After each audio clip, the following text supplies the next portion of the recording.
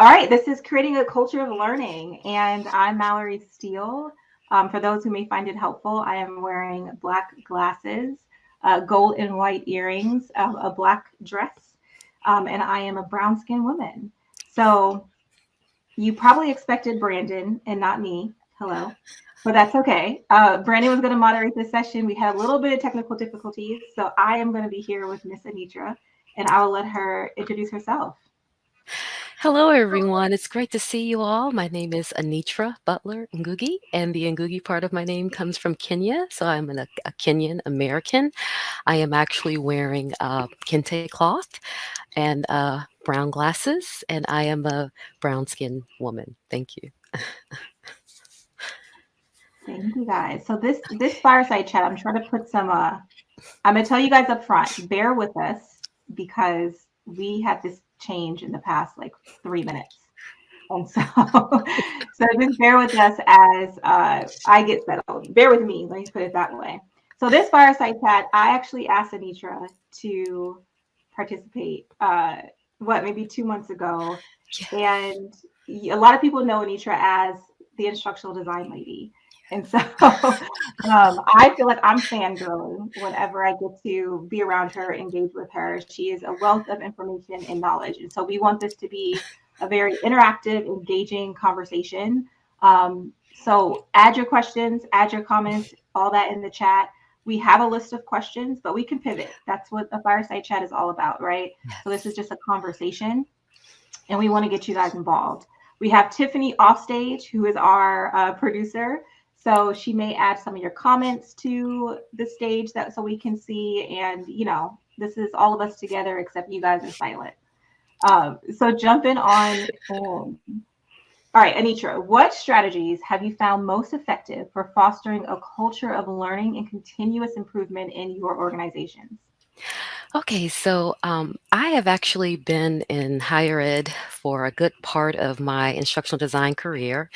And so when we think about a culture of learning, I like this quote that Wade Nobles um, said. And he said, culture is the milieu in which life evolves. And so when you think about culture, think about the petri dish and the muck that's inside of the petri dish.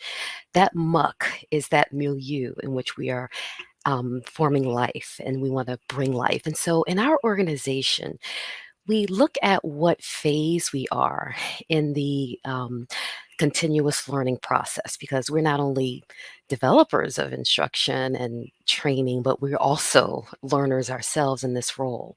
So we target our strategies specifically toward whatever phase we are in as an organization.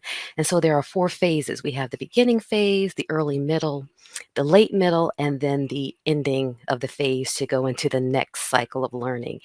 And so some of the strategies that we use depends on where we are as an organization. So if we're in the beginning, we are looking at how do we build presence, how do we build community, and how do we establish clear expectations so that we're all on the same page. And so we will target strategies specifically towards those areas. If we're in the early middle phase, then we look at, are we going to use some new tools here? Are we going to use new resources?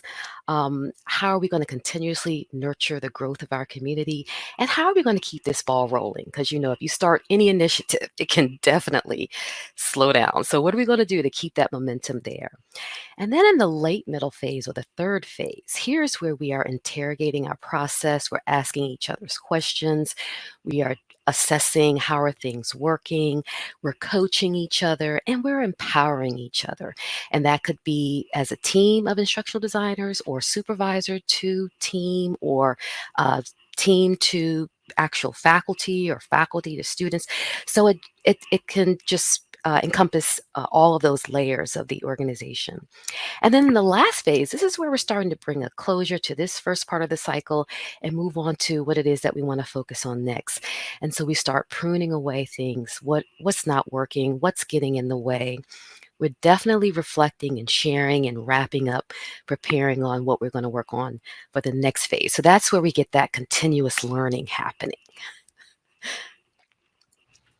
I love that, kind of walking us through phases. I realized that what would help some people who don't know you is to actually share a little bit about what you do, because for these next questions, it'll give us some good insight. Okay, sure. So I am an instructional designer. I've been designing instruction since 2005, so that kind of dates me. I've always been in higher ed. I've been in a community college level, and I'm at a university right now. I tend to like higher ed better than corporate because I just like being around other people that love learning. Not saying that that's not in corporate. Corporate has a different feel to it. And then a majority of my background is from teaching. I was a teacher educator for almost 20 years, and then I was a classroom teacher myself. So all of what I do currently is based on my background as a teacher. So right now I'm at the George Washington University in the College of Professional Studies as an instructional designer. And I work with adjunct faculty who are not instructors, who don't really have a teaching background, but they are subject matter experts that we've hired to bring in and help us to design these courses. And so my role is to ensure that the instructor looks good and that the students actually enjoy that learning experience. I think it's not common that I hear people say that they prefer higher ed over over corporate. I'm actually going to see if we're going to put a poll out because I'm curious what people think. Um, and just because this is, it's an ongoing conversation, and some people who may not be in L&D at all are maybe like, what's the difference, right? Ah, So, yes. Anitra, from your experience, and I want you guys to vote, what's the difference, from your experience with higher ed versus corporate, and why do you like higher ed better? Well, when I was in the corporate level, they have certain expectations that it's about making the buck, right? The bottom line is we need these dollars. We need this course designed by this date because we are going to launch, we're marketing. And so the pressure to get the course out there, um, for me, I felt was unhealthy versus, when you're in higher ed, um, you don't really necessarily have that pressure because we know this is what the students need. This is the syllabus, let's get it out there, that first iteration. And it's not about driving dollars so much as it is in the corporate area. And then when I was in corporate, it was uh, I was more like in a silo. I had people to bounce ideas off of, but I was the only trained instructional designer, so I was kind of like Yeah. by myself. Versus in higher ed, I have other people around me that I can bounce ideas off on and talk to. Um, so that's just from my experience. Actually, I didn't last long in corporate. I think I was in corporate for 1 year, and I said, Wow. "I'm out." I ran back to higher ed. Nicole says, I appreciate the job security of higher ed, but I like the compensation of corporate. Listen, as someone who was laid off in January in the corporate space from Microsoft, like the job security is a bust, right? You really don't know. And also, you move around so often, and it's encouraged to move around in positions. Higher ed, I feel like, especially if you start out in higher ed a bit young, um, Yes, meaning in your 20s, like people just stay. They're like, I'm staying right here because my kids are going to get a discount. Like, I'm going to get my doctorate degree. I'm going to stay here and get my master's degree. So I think there's, different perks to both. All right. So absolutely. let me move on to our next question. I'm going to show it on stage. Okay. All right. In the face of an ever evolving technological advancements, how are you ensuring that your L&D programs remain relevant and timely? Yeah, for me, I'm a member of a team of instructional designers. So I personally am continuously developing myself, going to conferences, joining webinars, and following different people on Twitter and Instagram and all that good stuff to keep my alertness aware and to keep me conscious of what's happening out there. Now, I personally am not an early adopter. I'm more of a early majority, but I still like to keep an open mind to see what's out there and how we can incorporate these new technologies and um, digital tools into our current practices. So I'm constantly kind of having my feelers out there, talking to other people, listening to different things, and then bringing it back to my team. Hey guys, I just discovered this. What do you guys think about that? And sometimes I find that I'm more aware than my team. Like when the whole AI thing just kind of dropped in our laps. I was on it, just following that whole conversation on Twitter and seeing the panic, what's going to happen as a result. And I was surprised that my team wasn't as aware to it as I was. So I kind of was in front there. But that's what I do. I just kind of continuously keep my ears and eyes open, keeping myself alert so that I can make sure that I'm staying on top of what's out there. And I want to stay relevant. I don't want to age out because it's so easy. I see people who've been around for a while who kind of aged out. And I'm like, no, no, no, stay fresh. So I have younger siblings. I'm the oldest. And my sister always keeps me in touch with what's happening out there with tech. So that kind of helps keep me fresh too. Yeah, I want to say you said 2005, you've been an instructional designer. Yes. And so I'm curious, I've been in this space about 3.5 years now. There's some people that are newer or getting into the space, or maybe, less than 10 years. There's so much that's changing. It's Yes. consistently changing. And I'm curious, like, how do you keep a passion? How do you stay passionate about this space? Because it is slightly ever changing, although there's some foundational things that, stay pretty strong. But you know, yeah, how do you stay passionate about L&D? That's a good question because there are times where I'm like, "Oh, I'm so done with L&D," and then there's times like, "Oh my god, this is a great time to be in L&D." And I find that when I'm in my lows is that I'm kind of bored. Like, say, for example, the Mhm. whole COVID um, crisis that we went through, everything was COVID this, COVID that, and I was like, okay, I'm tired, I'm bored. Let's move on. Let's talk about other things. So now when AI comes in, I'm like, oh my God, this is exciting. This, what can we do with this? So I keep my passion through the different digital tools that are out there and looking at what is it that learners want and need? How are they evolving and changing? And how can we meet that need? Because ultimately, they are the ones that are looking at the menu and picking out what they want in their learning experiences. And if we can't Mhm. deliver, then we're going to be out. So whenever new things come on, that's when I find that, oh, wow. That's exciting. My passion comes back on. And I was talking to my good friend the other day, and we were talking about AI, and we're like, okay, yeah, we're a little bored with it now. Let's move on. What's the next thing? So, Yeah, and I think that, the conversation of it coming out and then the idea of like it's taking your job, it's going to take your job. It's like, what's your thoughts? I'm going to hold my thoughts. What are your thoughts? no, we're a long way from it taking your job. And I've played around with it. I've seen commercials where they say, design a whole course with AI. I'm like, okay, wait a minute. And I've worked with it. I've bought the Chat GPT 4, the fourth level. Yeah, It's robust, but it will not take our jobs, not for a while, not from what I right. see. You still need the human touch. Listen, I'm a fan. I'm a fan of ChatGPT. There's some other ones that's helped me this far. Even with this conference, right? Yes. It's a lot of work on top of we already have work, right? This is a passion project, so to speak. And so if you read any of the, social media posts and you're like, who wrote this?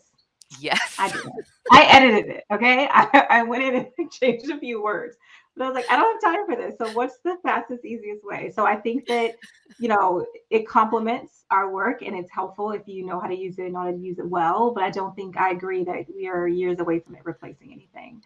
Um, for sure. Let me go into another question for you.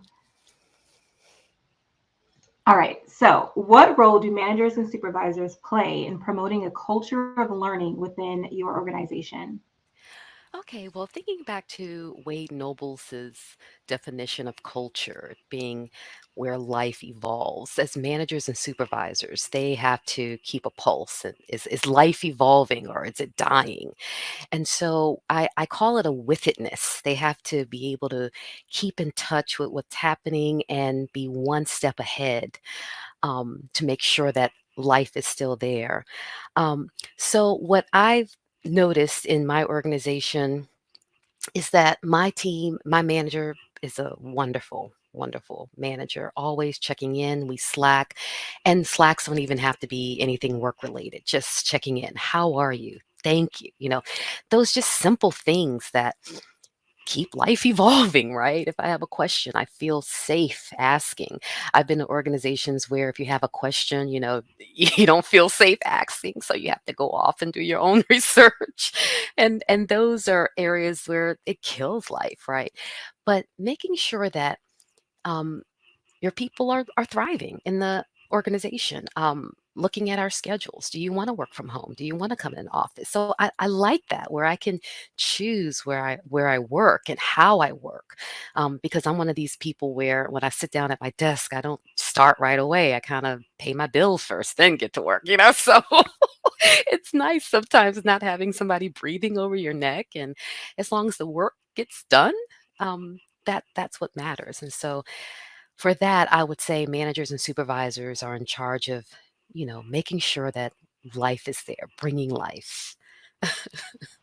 Yeah, when you mentioned earlier about, you attending conferences and reading books and just all things professional development, I'm curious if you would, I know you only spent a year in corporate, so to, so to give that caveat, but you have enough years of experience where you've met people, you engage with people. As far as, do you feel like in your space in higher ed that there's more, and also because it's higher ed, that there's more support when it comes to professional development and, as this title is called, creating a culture of learning, where Yes. learning is a part of your culture versus being in more of a corporate space where that's what's said, right? Like we say it Yes. and it sounds lovely, but it's not necessarily backed, meaning that our conference is paid. Do you get a stipend to have additional professional development opportunities? So any thoughts on that? Yeah, that's an excellent question. In corporate, I was pretty much responsible for my own learning. They could care less what I was doing as far as my own professional development.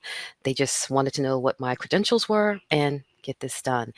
Whereas in higher ed, I feel like they encourage me to go to these conferences and the money, because we're a team, we have to split the money, and so the Mm, conference might be covered, but the travel and lodging may not be. So it just depends, but they do push that, and then by me being in a university setting, there's always webinars and workshops happening on the grounds of the university that we're also encouraged to attend. So I feel like I'm in a culture of learning in a higher ed setting where I just have all these opportunities at my fingertips. Whereas when I mm, was in corporate, I had to go out and hunt for them. And mm-hmm. then I did not expect to be reimbursed for it.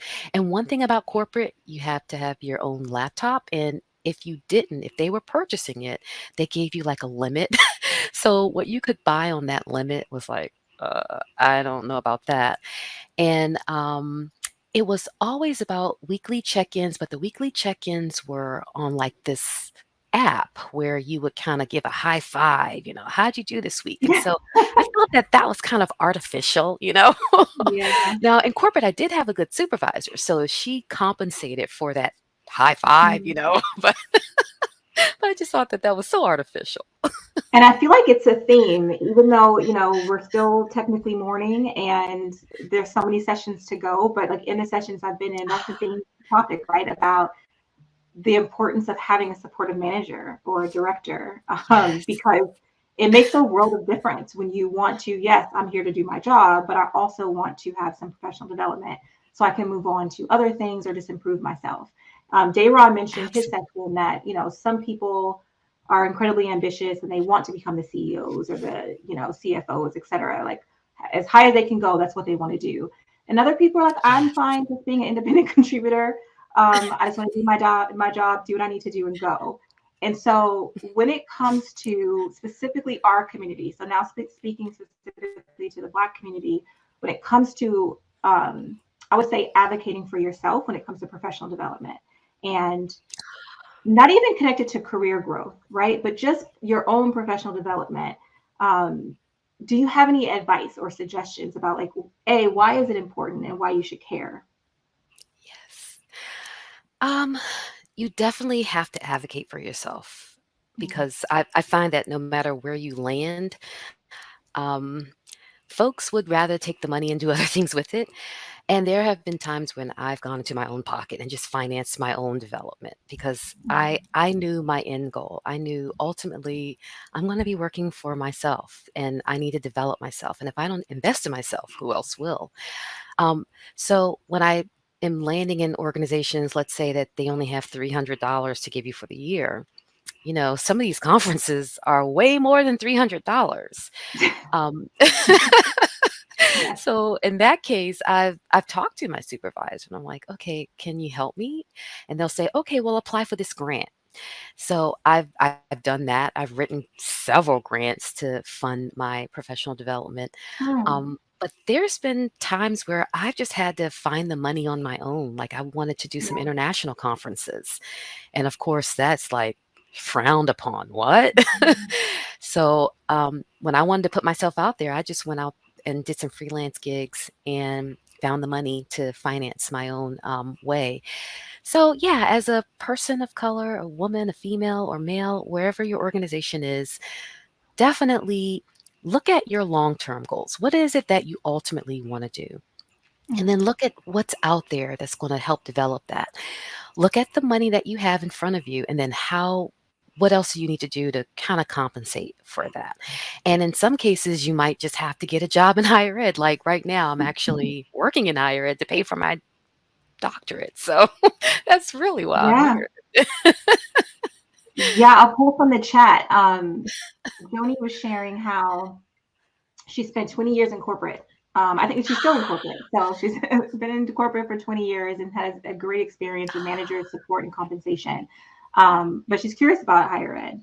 And, Oh, what advice would you have for anyone leaving corporate to get into higher ed? What should they expect? If you were to give your top three, this is what you should expect transitioning into higher ed.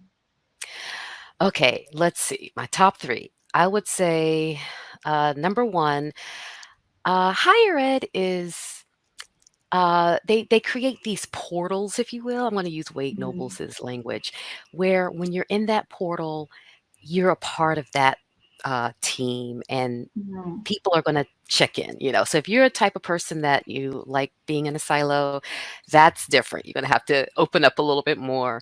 Higher ed does manage a little bit more because they have different data points that they need to address, and so they do manage you. They want you on campus, and some people don't want to be on campus but Mm-hmm. expect to be there at least 2 to 3 days out of the week. And I would say it you meet people that are a little bit more needy because now you're working with faculty who don't have a clue about teaching online, um, and they're busy, doing their jobs, and they just kind of send you stuff and expect you to load it. And it's like, well, no, I need you to kind of be here while I'm loading it. So I would say expect that. And I did get that in corporate too. When I was working on this one course, they hired an SME and he just kind of sent me this and said, okay, here you go. And I'm like, no, we need to meet weekly. We need to talk about this. So there is some overlap between there, but I think you get a little bit more neediness in higher ed. Mm-hmm. I haven't worked in higher ed, but I've had clients that are higher ed Ah, and or higher ed adjacent, meaning they are nonprofits that's connected to a higher ed. And the reason ah, why I'm going like this is because I'm like they are quite needy. If you're watching, I love you guys. Thank you for being my client. But they are quite needy and just very different from corporate clients. And so that's a yes. that's a good tip as just like, hey, as a heads up, if you're used to SMEs being um, they come in, they do their thing, their hands off. Higher ed is a little bit different. I actually Yes. submitted a proposal for a conference. The topic is around taming the genius and how to Oh, work with highly intelligent SMEs, right? Because when you're working with okay. highly intelligent SMEs, either professors or the other side engineers, they're very passionate about their area, and Yes. because of that, you can run into things, right? And so you have to also say, well, you're this me in this space. and I'm the Yes, queen in this space. So let me do what I do and you do what you do, right? And so um, exactly. I don't know if we like if I skipped over tip number 2 or 3 or what number we're on, but I'm just like taking all this in. And people in there, I can see you guys agreeing in the chat. So it's good to know. So we'll come back to that if we end up having another tip. Let me make sure we get to our questions. All right. Nicole has a question. Do you think people outside of our field as an L&D knowing more about what we do would help increase engagement? Okay, so do you think people outside of L&D knowing more about what we do would help increase engagement? Um, well, I'm thinking when you say engagement, are you thinking engagement of the learner or engagement of the organization? Yeah, Nicole, Um, put it in the chat. Give us a clarification so we can make sure we answer the right one. Yes, engagement of the learner. Ah, okay. So if they're outside of the organization, it depends because I've seen in corporate where we hire these big name celebrities, right? And we bring them in, we have a rah-rah party and we launch this course. And I do see a surge of engagement, and then all of a sudden it just starts to plateau. So it's like, okay, that person came in, it was exciting. We actually increased enrollment, students were engaged, but then when they get in there, they realize, oh, well, that person's not actually teaching the course. I'm self, learning. So then we start to see that fall off. So then we have to figure out, okay, how do we get them back on and get them back engaged? Do we bring the person to come in again? And then after a while, we learned that those rah-rah parties, they don't really last that long. And it's not worth the money, if you ask me, because we put a lot of money in that. I hope I answered the Yeah, question. no, I think you did for sure. I would say, just like an add to that, is I feel like people like I know now that I'm in the space, but when you're not in the space, not only do you not have any idea about L&D or instructional design, right? So many people are like, so what is it and what do you do? Like, right? What do you do? But that when you're when you're on the other side of it and you're taking training, right? Or you're being trained. I'm gonna speak for myself. The only Okay. times that I questioned anything about who developed the training is when it was crap, right? You're like, who built this? Yes, Right? yes. Who created this? Who put this what are you little clip art here, right? Yes. So I feel like most of the time, unless it's bad, like you don't as a learner typically stop and like ask these questions. When it's Right. good, I think people just enjoy the experience and they're like, great, and they keep it moving, right? There's the knowledge transfer, they go do whatever they need to do. Very different in corporate versus higher ed, I'm guessing, but Yes. I don't think that there's consideration into like, oh, a college student that's like, oh, I think I want to build courses and, like I think there's a disconnect into our space. I feel like it's slightly like accounting, right? You don't really think about Yes. accounting, even though it's in every single organization and every single industry until you need it, until you need something. Absolutely. And 'Cause you're I like, oh, I yeah, stumbled here's the into it. account. Exactly. Great question, Nicole. Thank you. You guys feel free to jump in and submit your questions, put them in the chat. Okay, here's another one. Let's see. All right, can you talk about how you measure the effectiveness of your L&D initiatives and what metrics or indicators you consider? Well, when we talk about measuring the effectiveness, we go back to those phases. And so, again, depending on where we are in the phase, we will pull measures for that. So, for example, if we're in the beginning phase, launching, establishing presence, and building that community, then we're doing a lot of meetings, one on ones. We might send out initial surveys to kind of see what is it that folks are wanting, and then as we evolve into that second phase, that early middle phase, here's where we're going to assess how are these new tools and new resources that we voted on using, how is it working for us? Is it getting in the way? Do we need to troubleshoot any things? And then in that part, we also do showcases. So we ask you, hey, you want to share a course? And a lot of times folks feel a little reluctant into sharing their courses because that's their baby, right? And they don't want you to say, "Oh my God, it's an ugly baby," right? But we say, "Hey, come on and share.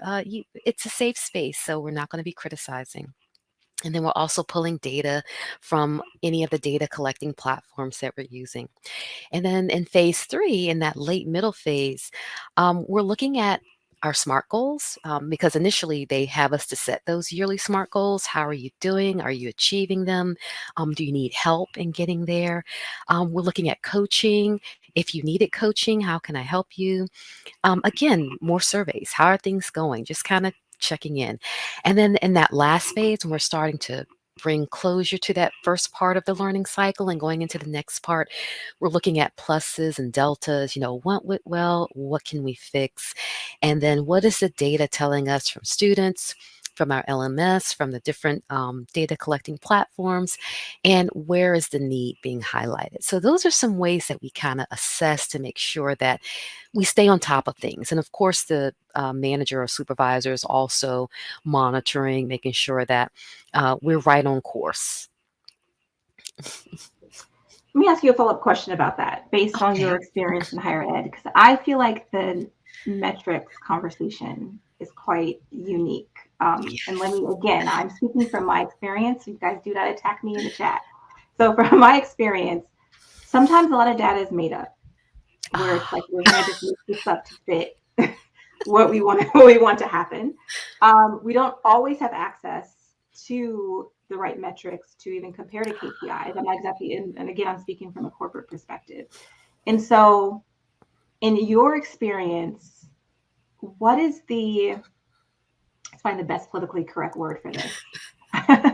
How are you keeping your metrics ethical? Like, where these are fact based metrics that we not only are reporting but tracking versus using metrics to fit, like confirmation bias, right? To yes. kind of force an agenda versus this is what we're actually seeing and finding and experiencing, and this is what the learner is saying.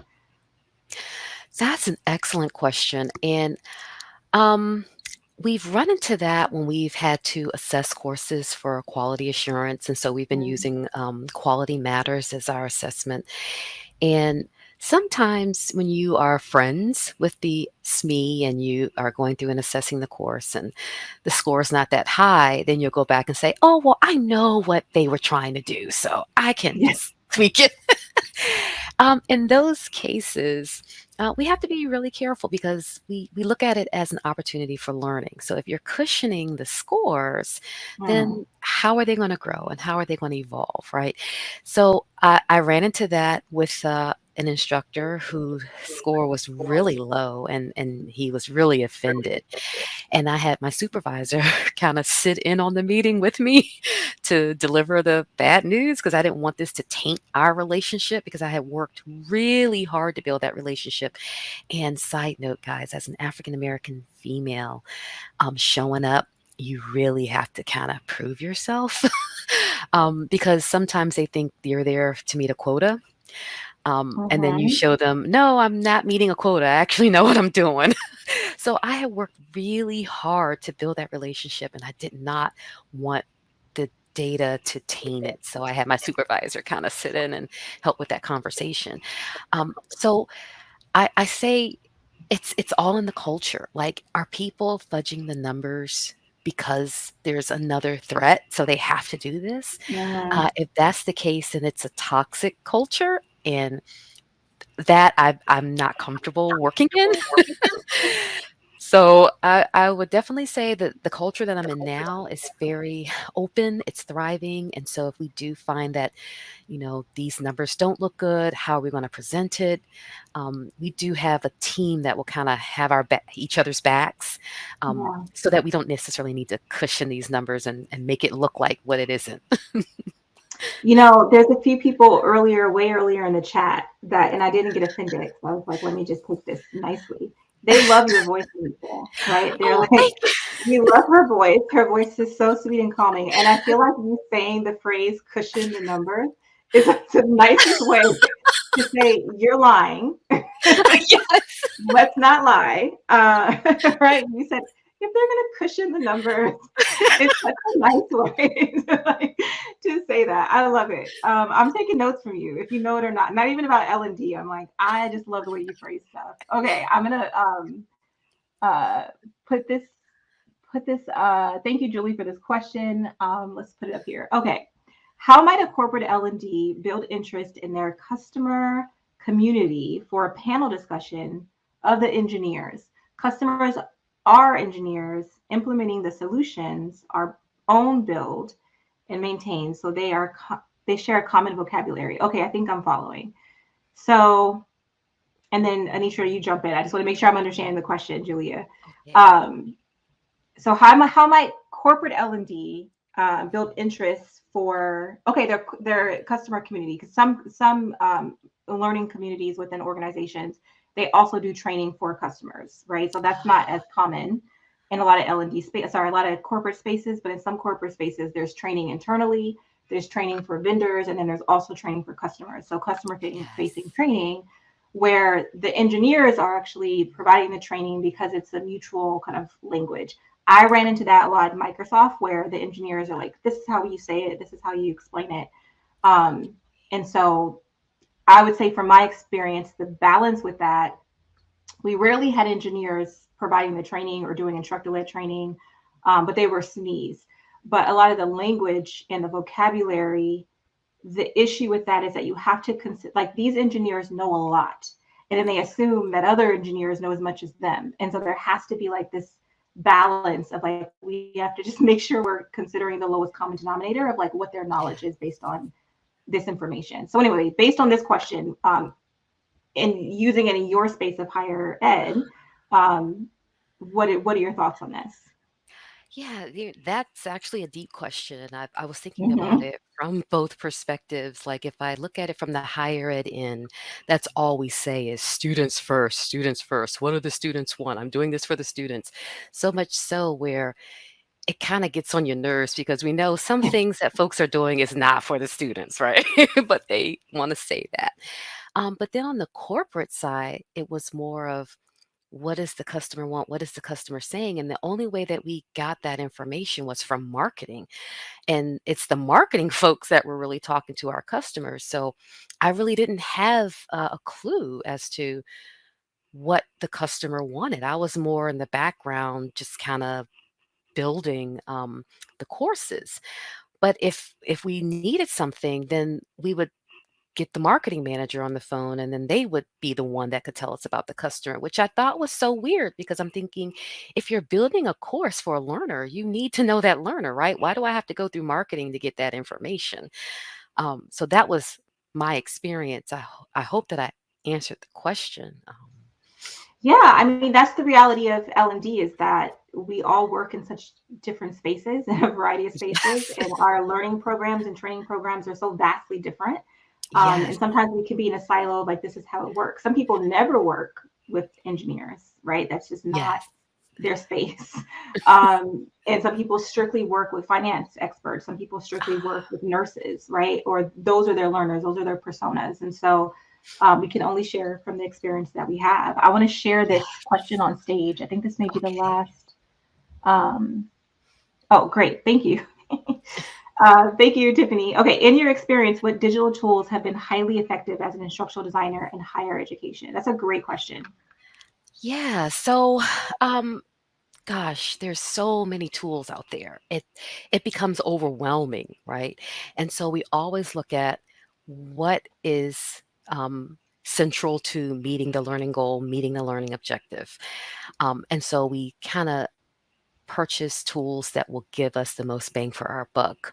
And we try to push the tool to its limit because you'd be surprised that there are so many tools out there and we're just kind of using the surface. I Mhm. liken it to an app where, you're just using the main buttons, but then there's underlying features that you never get to. And so that's what I've been working on with a lot of the LMS, learning management tools that I use, really pushing it to its limit, using the adaptive release part of it and trying to create what I call a learner funnel where I can really target elements of the tool to the personal needs of a learner, which kind of gets a little bit nitty gritty when you're working with a SME who doesn't necessarily see that. They just want to get the content out there. But when I teach my own courses, this is what I do. And then I look at if the main tool can't do it, then what other tools out there can get this done? And so Mhm. that's pretty much how I kind of try to really get the best out of different learning tools to make sure that the um, online learning is just as accessible as it is in a face-to-face classroom. And sometimes it's hard getting some of those aspects across in a asynchronous course and even in a synchronous course because folks will show up and still have their cameras off and they're muted and you don't know if you're just talking to a black screen or is the person Yeah. actually there. So I try to incorporate as much as I can to really um, get the most out of that learning experience for learners. Yeah, and I think I'm sure she's thinking like, well, hold on, give me specifics. Anitra is not going to name the tool. She said that's not to advertise any tool, any software. I listen. I'm learning so much from you. Like this is so great how you pivot. But no, I think this is I think it doesn't always matter about the tool, and I think this Right. is something that um, it's kind of maybe anti what is pushed is like, oh, this is the best tool or that's the best tool. Like sometimes like Yes, you can get what you need to get done despite the tool. And exactly. also I think it's such a preference. Like, you know, if I'll just tell you guys a little secret between us and how many people are going to watch this on YouTube later. Like I really don't understand how to use PowerPoint. Like the I really just don't get it. Like PowerPoint and Excel. Excel is like, do not send me an Excel file. Okay. Um, I'll figure it out somewhere else. Give me a OneNote and I got it. Excel is like, I don't know. But some people will say this is the tool that you use Yes. for, you know, everything. Or the same thing with any type of tool. Like people swear by it and some people are like, I can't use that. And so I've Yes. learned to play to my strengths. Okay. I know how to do a little bit of things in PowerPoint, but the way Yes. that PowerPoint is now, like that I see on TikTok, I'm like, I need to take a whole class on what they're doing now with PowerPoint. It's incredibly impressive. It's But incredible. yeah, you can do so much with PowerPoint. But if you ask Mallory, I would say a totally different tool, right? And so it's really Yes. based on what is user friendly for you. What can you kind of rapidly jump to developing, or your team developing, because you're not a developer, um, and just adapting. There's so many tools out there, and there'll be more continuing to come. And so it's Yes. not always about the tool. But anyway, I just peeped the very careful. Like I am not going to mention any tool. Um, any more questions in from the chat? We have like 2 minutes before we close out, and just gonna keep it open. But while we do that, I'll say thank you guys so much for Yes. attending this learning exchange. Thank you, Anitra, for being so open and willing to do this fireside chat.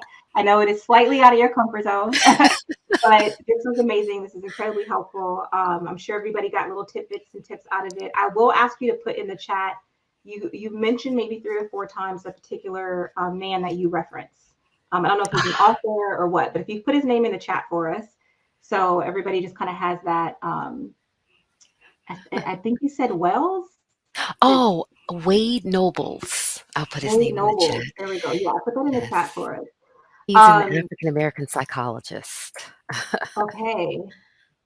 I'm exaggerating my discomfort with PowerPoint and Excel. Listen, maybe PowerPoint, but Excel, my brain just does not compute that way. It takes me a long time. Like most people can just do what they need. They know all the formulas. It takes me a long time to, anyone who knows me well knows this. Um, I can do it. Anything I can do well, i.e., this conference, right? I can figure something out, but it's not my strong point. And so I will go build it somewhere else, Yeah. which I'm not going to name tools. But I wanted to say you guys are going to get a survey from us on Monday in your inbox. It may be in your spam, so please check it. We're would love, love, love your feedback about your experience at Learning Exchange. We're going to do 2 giveaways from everyone who completed the surveys, $50 each. And so there's some money in it for you if you just take that 6 minutes, 7 minutes to complete that survey after the full conference is over. So thank you so much. Thank you, Anitra. You Thank guys enjoy the next you. sessions or go to the lounge. Thank you. Yes. Thanks, everybody.